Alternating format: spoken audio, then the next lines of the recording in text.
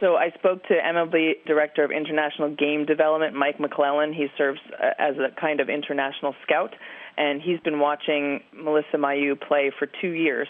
And he says that she's a legitimate shortstop who makes all the plays and is very smooth and fluid in the field. He says she swings the bat really well and she's fearless at the plate.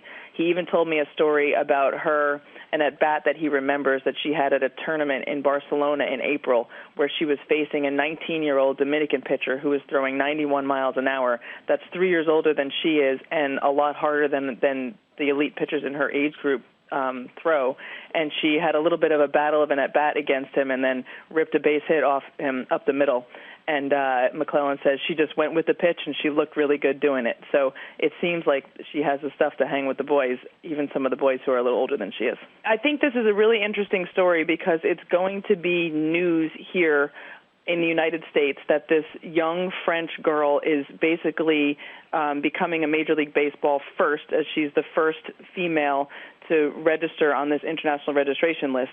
But the funny part of the story is that as a young French girl, I think that she has no idea of the significance of what she's doing. She just is a girl who wants to keep playing baseball, and this is part of the process. So that's been the thing that I think is the most interesting about it. She's just out there playing, whereas over here we're writing a news story about her, and she really has no idea that it's a big deal. She played on a baseball club team growing up, actually with her older brother, who's 2 years older than her. They played for the club team in her town, and then for the last 2 years she's 16 now, so since she was just under 14, she joined the U15 team in France, so she's been in the French national program for the last 2 years and change. She's now playing for the under 18 team as a 16-year-old.